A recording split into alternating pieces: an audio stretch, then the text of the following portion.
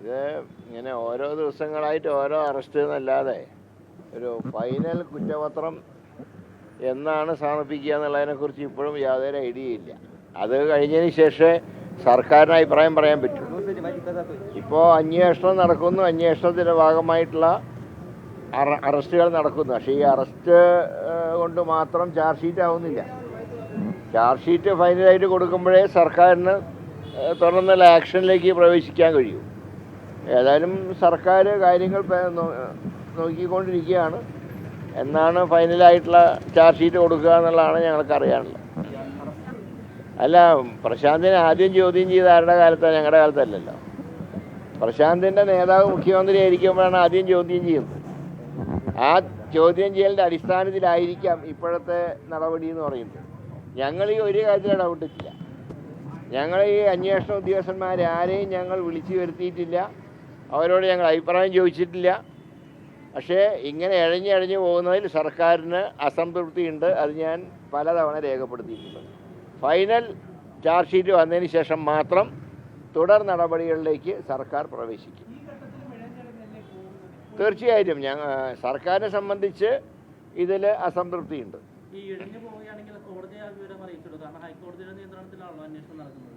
ഇനി എന്താണ് ഹൈക്കോടതി പറയുന്നത്? തൃപ്തി രേഖപ്പെടുത്തുകയാണ്. പിന്നെ ഞങ്ങൾക്ക് എന്ത് ചെയ്യാൻ പറ്റും?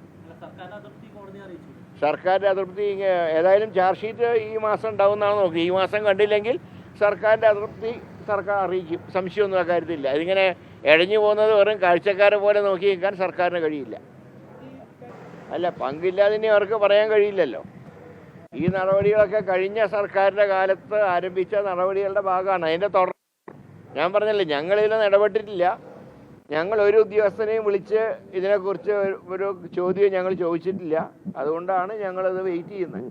പക്ഷേ ഈ മാസം കൊണ്ടും ചാർജ് ഷീറ്റ് കൊടുക്കാൻ താമസിച്ചാൽ സ്വാഭാവികമായിട്ടും സർക്കാരിൻ്റേതായിട്ടുള്ള അസംതൃപ്തി കോടതി അറിയിക്കേണ്ടി വരും. ഞങ്ങൾ വെയിറ്റ് ചെയ്യാണ്. 31-ാം തീയതി വരെ എന്ത് സംഭവിക്കുമെന്ന് ഞങ്ങൾ നോക്കിക്കൊണ്ടിരിക്കുക. ഇങ്ങനെ ഓരോ സംഭവങ്ങൾ നടക്കുമ്പോഴും അവർ കൂടുതൽ ഒറ്റപ്പെടുന്നതാണ് യാഥാർത്ഥ്യം. അതാണല്ലോ മറ്റേ UDFകാരെ സംസ്കാരം പഠിപ്പിക്കാൻ വരുന്ന ചില വിദ്വാന്മാർ, അവരുടെ നേതാക്കന്മാരുടെ ഭാഷ്യമാണിത്. പക്ഷേ പാലോളി മുഹമ്മദ് കുട്ടി അങ്ങനെ പറഞ്ഞു എന്നുണ്ടെങ്കിൽ അതൊരു ഷോക്കിംഗ് ന്യൂസാണ്. കാരണം ഞങ്ങളൊക്കെ അദ്ദേഹത്തിനെ കേരള രാഷ്ട്രീയത്തിലെ ഒരു തലമുതിർന്ന കാരണവരായിട്ടാണ് കാണും. അങ്ങനെയുള്ള ഒരു വ്യക്തിയുടെ ഭാഗത്തുനിന്ന് ഇങ്ങനെയുള്ള പ്രയോഗങ്ങൾ ഒരിക്കലും വരാൻ പാടില്ലാത്ത.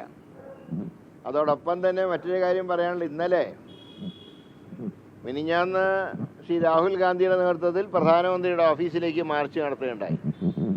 ഇത് സ്വാഭാവികമാണ്. രാഷ്ട്രീയത്തിൽ മുഖ്യമന്ത്രിമാരുടെ വസതിയിലേക്ക് മാർച്ച് നടത്തും, പ്രധാനമന്ത്രിമാരുടെ വസതിയിലേക്ക് മാർച്ച് നടത്തും. ഇത് ജനാധിപത്യത്തിൻ്റെ ഭാഗമാണ്. അതിന് പകരം ഏതെങ്കിലും പാർട്ടി ഓഫീസിലേക്ക് മറ്റൊരു പാർട്ടിയുടെ സംസ്ഥാന പ്രസിഡന്റ് പ്രകടനം നടത്തി എവിടെയെങ്കിലും കേട്ടിട്ടുണ്ടോ? ഞാൻ ആദ്യമായിട്ട് കാണുകയാണ്. പിന്നെ ഒരു കാര്യത്തിൽ സന്തോഷമുണ്ട്. ഞങ്ങളൊക്കെ വിചാരിച്ചത് രാജീവ് ചന്ദ്രശേഖരൻ MLA സ്ഥാനം രാജിവെച്ച് പോയിന്നാണ് വിചാരിച്ചത്. കാരണം സഭയിൽ മഷിയിട്ട് നോക്കിയിട്ട് കണ്ടില്ല. ഏതായാലും ഇന്നലെങ്കിൽ അദ്ദേഹത്തിന് പ്രത്യക്ഷപ്പെട്ടതിൽ ഒരു സന്തോഷമുണ്ട്.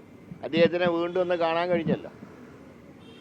പക്ഷേ ഇതൊരു വളരെ തെറ്റായിട്ടുള്ള ഒരു നടപടിക്രമമാണ് ഇന്നലെ തിരുവനന്തപുരത്തുണ്ടായി. ഞാൻ അത്രേതിനെക്കുറിച്ച് പറയുന്നുള്ളൂ.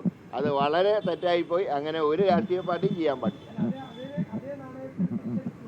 ഇല്ല, അത് ഞങ്ങളുടെ സംസ്കാരമല്ല. ഞാൻ പറഞ്ഞത് പ്രധാനമന്ത്രിയുടെ വീട്ടിലേക്ക് ഇനിയും ഞങ്ങളുടെ ജാഥ ഉണ്ടാവും. ശ്രീ രാഹുൽ ഗാന്ധിയുടെ നേതൃത്വത്തിൽ ജാഥയുണ്ടാവും. പക്ഷെ അതിനൊക്കെ തിരിച്ച് KBC ഓഫീസിലേക്ക് വന്നാൽ പ്രവർത്തകർ ആത്മസംയമനം പാലിക്കുന്നുണ്ട്. ഞങ്ങളോട് പറഞ്ഞിട്ടുണ്ട് ആത്മസംയമനം പാലിക്കാൻ. അത് എത്ര കാലം ഞങ്ങൾക്ക് പ്രവർത്തനം പിടിച്ചു നിർത്താൻ കഴിയുമെന്ന് ഞങ്ങൾക്ക് പറയാൻ പറ്റില്ല.